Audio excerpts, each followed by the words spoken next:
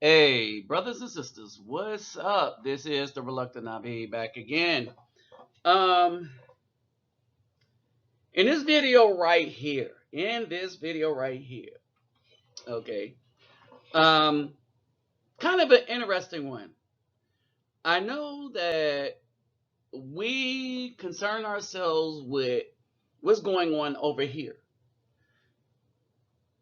And for those of you that are kind of new to the channel with that diaspora thing, I'm not a diasporaist or a person that is for the diaspora. And this is for this reason.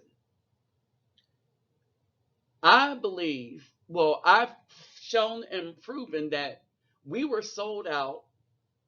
The people that ended up over in Brazil, the islands, and in the United States, we were sold out by many in Africa, many countries, many communities led by the Bfem. All right. That's how, I mean, this was how the Dutch and the Portuguese got such a foothold in starting this chattel slavery that we've come to know. They took what already existed and just put it on steroids, right? But they were able to do it by marrying the BFEM and getting into the interior with the assistance and with these women teaching them all the tricks and stuff that they needed to know to survive. Why? Because this is what they loved, right? So what happens when when the BFEM see the fruit of their labor start to go awry? What happens when they see that the only option they were to fulfill a purpose, and that purpose was to use them to dominate, well, the melanated. So what happens to them? They get disgruntled.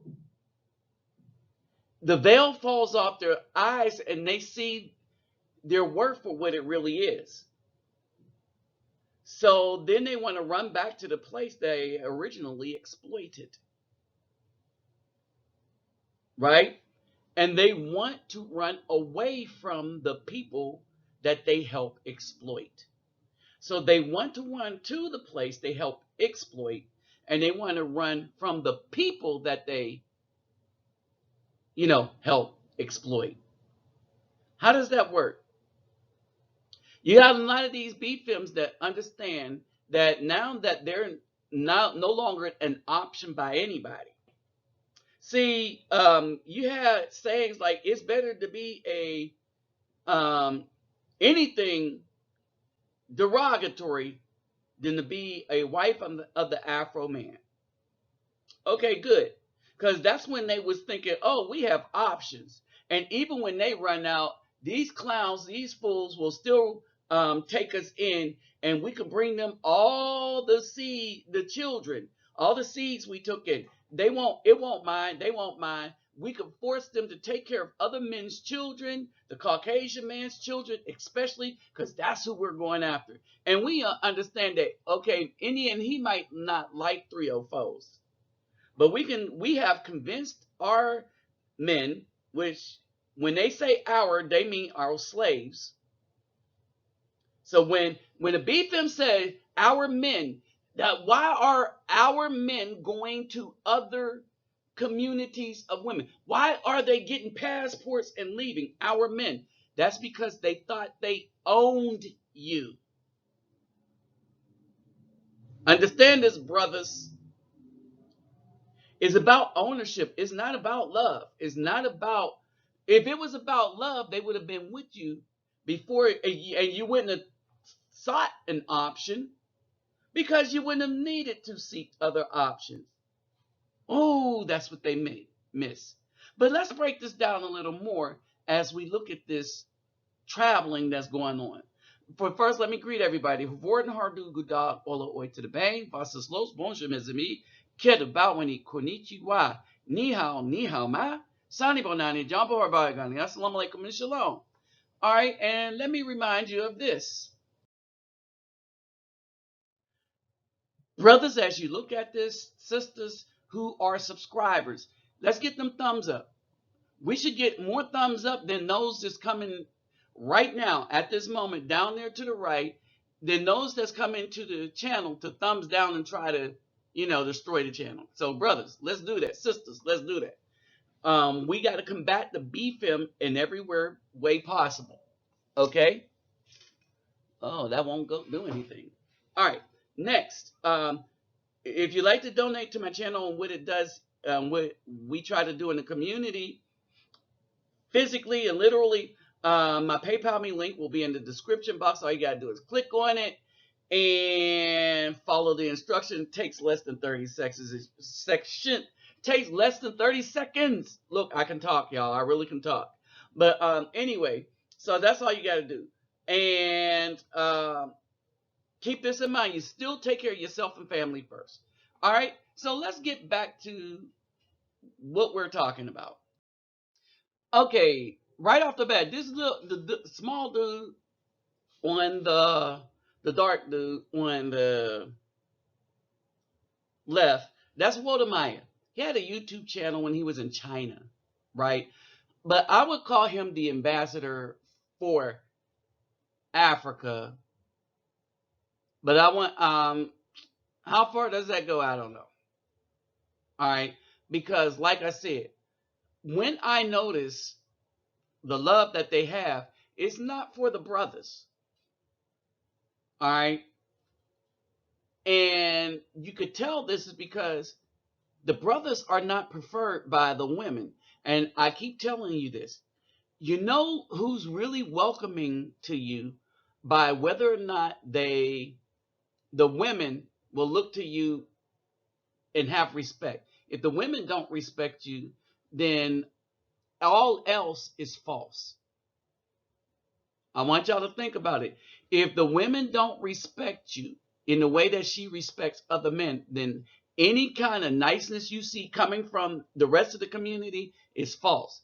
Why? Because who trained the women to not respect you? And why is it that the women matter? Because the closest relationship, the most intimate relationship is between a woman and a man. So when there's no intimacy between the women and particular groups of men, that means that somebody had taught them to disrespect those groups of men. Be polite because you want their money. But remember, these women are diving for it and trying to produce the Caucasian man's children in England, the United States, and in Africa. But you know who's respecting the Afro man? It's the Caucasians. But I want you to pay attention to this, because even he had a Chinese girlfriend. He speaks Chinese, Mandarin. All right, or now modern Chinese. Okay, there's a difference between the two. All right, but pay attention. The UK is not a nice place to live. I'll be honest with you. All these people that are trying to go the back way, think again. It is not what you think it is. The UK, there are high levels of poverty at the moment. 14.3 million people live under the poverty threshold. In terms of homelessness, the density of homelessness is high. The only thing that saves England is, if you like, the benefit system. But other than that, England is an absolute dump. It's a dump, and London is a dump. You have small pockets of nice areas, as you do in every country, but for me, England is a dump. There are high levels of desanitation. There are issues around racism, terrible racism. I mean, Terrible racism. Now, I wanted to pause right there because you see, I said the Love Island. All right, that's kind of marrying in so that we can understand the culture that has been promoted by the people running their television shows. And remember what I said about women who don't respect good Afro men? All right. You got a lot of stuff going on here. And what's happening is as these BFEMs are being worn out by the Caucasians,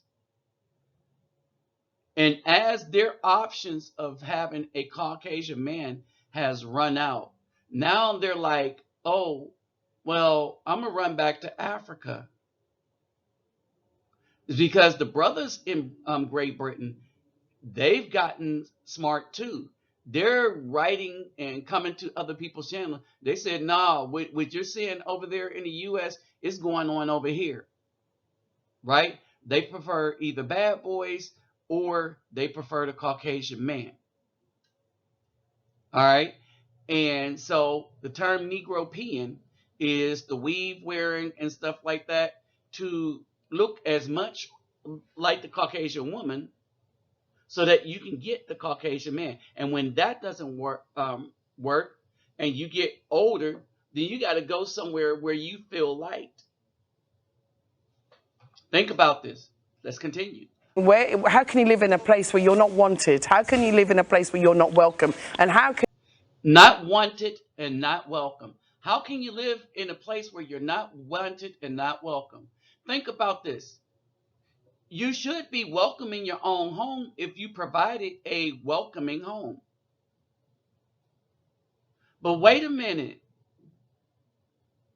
The BFEM in Great Britain apparently don't want to create relationships with the Afro Brit. All right. So that relationship of having a welcoming experience in a community, and the whole Afro family thing. All right, that went to hell in a handbasket the same way it did in the United States. You were never welcomed by the system, which was created by the Caucasian people. We understand this in the United States. The only difference is we have a more varied group of women that we as men can choose from to create a welcoming home. And we created a brotherhood, so to speak, so we have a welcoming place. But the BFEM, right? They created enemies all the way up. So now they have to run away from the enemies that they created, the adversaries. So they don't have the good relationships anymore because when they were younger, they despised the people that could provide the good relationship to go for people that saw them as a temporary piece of, and you can fill in the blank. Let's continue. when you live in a place where people are hostile to you almost every single day? You can't live your life like that. You cannot live. And money, no matter how much money or little trinkets or little things they want to give you, it is never going to justify having to suffer, and your children having to suffer, to live in a little matchbox house when you can live in a beautiful palatial palace like this with a swimming pool where you can pick coconuts and mangoes and oranges and live with people who like you. Oh, come on. The people in And see, this is the other thing that I wonder. I might need to find, he's on Facebook. So this came off of Facebook. I might need to talk to Waldemar, and I would like to get his idea on Afro men. All right. So that'd be something. How welcoming are American Afro men? And let's be real, here like you, They love me. she's on fire. Let me know, like this is very important for you telling me that. Oh, and let me say this. Also, Yahya Jammeh, at the time when he was the president of Gambia, always said that I prefer Gambia and Zimbabwe over Ghana. All right.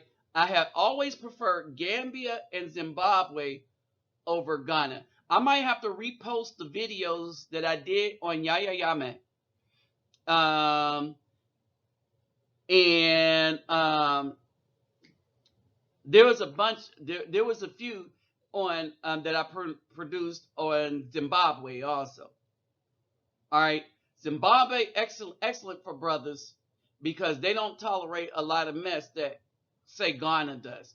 And Gambia always like Gambia over Ghana. If I wanted to go somewhere, the Gambia would be it. All right. The people in here love you. They don't even like you. They love you. I want to stress on that because like this is something that I really want people out there to know because a lot of people are saying that whenever they come to Africa, Africans are not gonna like that. Oh, listen, this is our home. We are black. When you come here, the first thing they said to me is, welcome back to your spiritual home. Wow. That's what they said to me. I didn't get that when I went to Jamaica. I didn't get that when I went to America. I didn't get that when I went to Europe, Spain, France, Turkey, Portugal, Italy. I didn't get that when I went to Mauritius. I didn't get that when I traveled to Cuba. I didn't get that in all of the places that I've been. I didn't even get that in Tunisia, Morocco. I didn't get that when I went to Egypt. But I got that when I came back to the proper motherland, which I call, Black Africa. And this is why, like I said, you have to make this your home. You're not living in England, you're surviving. You're not even thriving. You're just about existing. And this is what we're doing. We're working ourselves to death in England, literally. And the government are now trying to, make you work harder for longer, till 67, till you can retire. No. So many of my friends have died before they even got to my age. Woo! So how's that? So many of her friends have died before they even got to her age. All right? This is what the BFEM have to look forward to, while the brothers are the ones getting the passport. Because the difference between her and the BFEM is the BFEM have saddled, the majority of BFEMs have saddled themselves with all those children from them thugs. They have saddled themselves with the children from the men that all they wanted was child support. They didn't want to be the wives of those men. As a matter of fact, I told you about the situation with the youngest child I had. Well, I didn't have it, but the youngest child. What happened was that the mother was like, I don't want him because he don't believe in Christmas and all the rest of that stuff. It's really, so all I want from him is the child support and the military benefits. I was like, fine, then that's all you gonna get from me. Period. The rest of y'all's life. Serious as a heart attack. And I try to stay up on that child support, send a check. Some of the times when I go somewhere, I'll come back and send double the check. I try to stay ahead of that. All right. I try to stay ahead of that. All right. I go down to the office and make sure I'm on top of that. And that's basically it. I do what she wanted the courts to do because she said to the courts, I want you, the government, to be my baby daddy. And I only want money from that dude. All right. So don't talk to me about anything, right? So guess what? So I take care of my business and I leave. I go look elsewhere for somebody that wants to be a wife. Right? While her and her friends laugh because yeah. I told you about that. Her friends was laughing. Oh, she didn't want this dude because of his religion and stuff like that. And he wanted her as a wife. All right. So she had a child from a dude whose religion that she did not like. But she wanted the dude. She wanted him enough to make a child. Got the child. And then now all you settle for is child support. Guess what? Guess who's stuck? Because you didn't want to be a wife. And guess what the brother's doing? He's going to find somebody that wants to be one. Replace the bad tent nail with a good one. Ruh-roh. So now we get to this Love Island, right? And on this Love Island, we have this girl, the Negropean. And remember, a lot of these Negropeans that go on this show are going on there to try to hook up with a brat. And that's okay, and that's fine and dandy. I don't have a problem with it, really. The brothers quit having a problem with it. It's just who they are. And we understand this, so hey, whatever. Right? But there's a problem. It's the quote unquote racism that the other woman was talking about just now, and why she ran to Gambia. All right. And so they got this mess going on, right? They this Samira Mightley, she left, right? She left with her Brad, you know, and she's like, it's not fair, the racism when the BFEM are talking about racism, what they're saying is they want the Caucasian male to be forced to choose them over the Caucasian female. And that's not going to happen. All right. What's really happening is this the dark woman here, her attitude has been so bad that people want her off the show. Every time she speaks, they're infuriated. Right? And so on this show, the dark skinned woman loses this guy to that woman. Okay? Period. The attitude and everything. And she tried to use her feminine wiles after people say you need to be nice and stop being ratchet. And it worked for a hot second. And then she still loses him to that woman. But what you don't see on these shows is the same thing you don't see on a United States show. You don't see a brother that has her skin tone with her, and you don't see any relationship between the two, because it is racism that relationship is not promoted. Everything else is. So you'll get Caucasian to Caucasian, you'll get mixed Malaysian, whatever, to dark woman.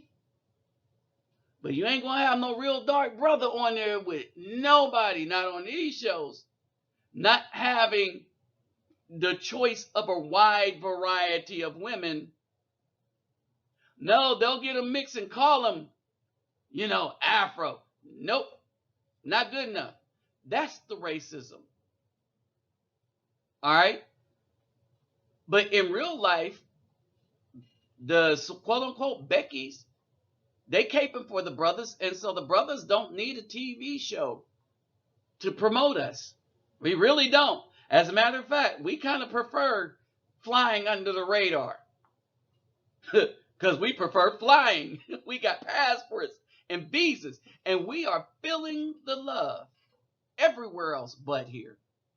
But we don't care because we can continue to come here, make our paper, and as they say, stack it. And the purpose for which we make the paper is to leave the BFEM and the rest of this systemic mess alone. Guess who can't do that? The BFEM. That's who can't do that. And the brothers that's paying child support, all we got to do is keep paying that child support. It's a little extra out of our check a month, right? We pay the child support, but we have freedom. Guess who don't? The BFEM. See, when we wanted to be with them, they didn't want us. And then as they get old, and as we get older, we get more sound with our finances. We become the men we're supposed to be, able to take care of people. And they become spinsters. Guess what? People don't like spinsters. They counted on everything in their youth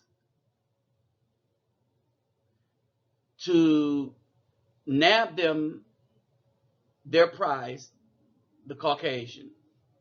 It fell through. Then the only person that they would want that was not Caucasian was the the only person that they would want that was not Caucasian had to have 6 feet, be 6'2", 6 feet, 6 pack, 6-figure income, all the rest of that stuff. Except when you look at who they was actually making them babies with, it was Pookies and Ray Rays, and they weren't 6 anything. The BFEMS, the other BFEMS in a female-female relationship, you know, this one is way overweight, way short and stuff like that, pretending to be a dude. All right, a lot of it don't make sense. And now they're paying for it. And now they're looking for places to run to. But guess what? Most of them can't go anywhere. Because they didn't want the dude that wanted to raise a family. Nope, all they wanted was his money. And now they're crying. We're trapped. We need to get out of here. It's successful, this, that, and the other. But they're the ones that created it. It could have been a better place. But no, they didn't want that. So it is what it is. Now all the BFEM is left with is no other options while they push the Afro man to explore his options. Because at the end of the day, not only is the Afro man refusing to die alone, which is what they want, but we're also refusing to raise another man's child, be with a belligerent woman, or be with any woman that is devoid of affection and real genuine love for us. And what do they have left? The BFEM, the BTNs, the BAWs, they have the wall that they're going to hit. And they're hitting that wall earlier too. You know, the wall of age, when that age catch up to you and you no longer have any vitality. The wall that they hit when they realize that, you know what? We never created a good relationship with anybody that's going to be there for us. And it's going to be hard living alone, while the Afro man does better living alone than with a belligerent woman. Because he travels, he does a lot of things. But when the BFEM travels, she's not seen as somebody to take as wives, where women are looking at the Afro man when he travels, because of our resources or whatever, that we're still husband material. Wonder how that rejection worked out. But that's it, I'm out.